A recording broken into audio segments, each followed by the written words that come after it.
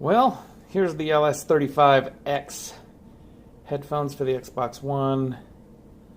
I'm going to open these up here. I haven't even opened them up other than what you see. Ooh, comes with a nice little case. Cloth case. Interesting. Alright, so there's the headphones.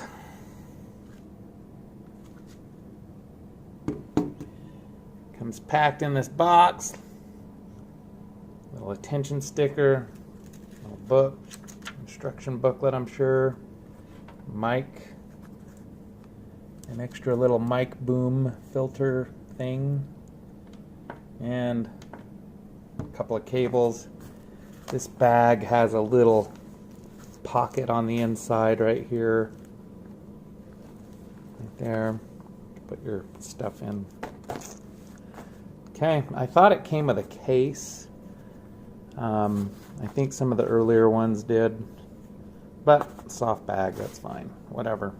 What I'm hoping for out of these headphones is to get surround sound. These were about $169. I got some gift money for the holidays, so I decided to pick them up and see how they are. So hopefully that's what I get out of them. If not, I will be returning them. And yeah, just want some surround sound, so when I play a little PUBG or Blackout or whatnot, or any game, I want to be able to have that surround sound. So we'll see. Alright, I've had about a little over a month to use these headphones, and I will briefly tell you about my experience with these. If you want to know more of the detailed specs of these, you can go to their website. This is the Lucid Sound 35X, I think is what it is, and you can look at the hardware specs. As far as the build quality, I like the build quality. They're kind of a hard plastic. They feel solid. They don't feel too delicate. I like that they turn like that, so when you just resting on your shoulders, your neck, you can turn them. So these are kind of leaning against your chest. The cushions, these are really soft. There's like a gel and a memory foam in them. They're really soft. I wear glasses sometimes when I game, and they don't put a lot of pressure on the glasses. Your little side piece there against your head doesn't get aching. I've wore these for 2-3 hour gaming sessions, and comfort wise they feel nice. Got a little cushion up here, so I'm happy with the feel of them on my head. I was a little concerned initially about this oval here. I like a good over the ear headphone, and these are kind of an oval shape versus a nice circular. I thought that maybe my ear wouldn't fit in here, but I've had no issues. So as far as that, they're comfortable, so I like them. Comfort, aesthetics, they look great, feel good, they're soft. As far as the functionality of them, we've got the sync button here to sync it up with your Xbox. Here's your power button. This will turn your Xbox on and off too, just like your controller. It syncs up using the same radio frequency, whatever that is, the wireless frequency that your controller uses. So that's what's cool about these headphones. You've got your charge to charge the headphones. I'm not exactly sure how long they last, probably 10 hours or give or take. I don't know. I would play for a few days. If you push this button or your controller button, to your big home button on your controller, it'll bring up, you'll see the battery and how much is left on here. So it's kind of cool that way. You've got your 3.5mm jack here, so if you want to listen to these on your Switch or on a phone or whatever that will use your, typical 3.5mm jack, you can do that. You can actually plug these into your phone, and there's a built-in mic right here that you can, talk with people. I haven't really tried that, so I'm not sure about the quality of that. And then right here is where you would plug your mic in. That plugs in like that. And then you can adjust the mic and stuff. I think it's cool. The mic has a little red light here. When you mute the mic, that'll turn red, and when you unmute it, you know, so it's kind of cool. You can see when your mic is muted when you got your headphones on. I thought there was a boom mic earlier in the video. I mentioned a boom mic cover, you know, for like the end of that, but I was wrong. It's actually a little piece, a little flap that goes in here to cover that hole if you want to, you know, cover it up, and, you know, you can do that. Most people will probably lose it. So anyhow, that's the buttons on as far as that. Now on each side of the headphone, on the left side, this controls the volume of the game. So this turns. And then if you push this button, this is a button, that will mute the sound, and if you're talking with somebody in a party chat, it'll mute them. It mutes everything. So this is like your overall sound mute button. This side over here turns, the right side. This controls the volume between the game and the sound of the person that you're chatting with in your party. So you can, you know, dial in how much of their voice versus the game do you want to hear. That's what that does. And then it has this mute button. This is how you mute your mic. So if you don't want people to hear for a minute, you know, you mute them. When you push that will light up red. That way you know it's muted.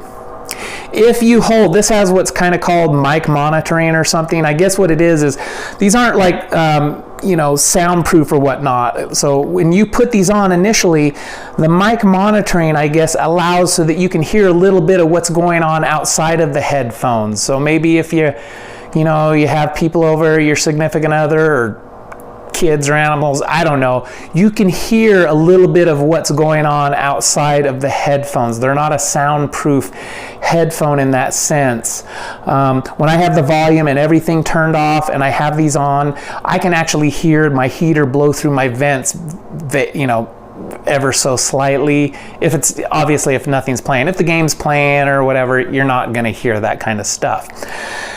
However, if you hold this button in for about 3 to 4 seconds, I think it is, it will disable the mic monitoring, and it just encloses, you know, you hear less of what's going on outside. So it's a little bit more noise proof-ish, so to speak, you know. So, and that's what I do. Every time I use them, I will generally, if I remember, just hold that in, disable the mic monitoring. It kind of allows you, so if you are talking with people too, I've heard that if you're talking in party chat, you're not yelling, you can kind of hear your own voice a little bit better, so you seem to talk a little bit more natural, I guess. But you know, whatever, I just turn the damn thing off, so you get a little bit better sound, I think.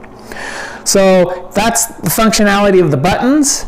As far as the sound quality goes, these do support Dolby Atmos. I like the sound quality of these. I wanted these headphones for when I play, you know, PUBG or Blackout or whatever. You want to be able to hear if somebody's coming from behind or to the side, where the shooting's coming from. When I use headphones that just plug in to my controller with this, it's impossible for me on certain games to tell where, you know, the shooting or whatnot's coming from. So you get a little bit better directional awareness, situational awareness with these headphones, you know, because they do support the Dolby Atmos. So I do like the sound quality of them. They sound nice on my phone, or you know, when I'm listening to music or on the Switch.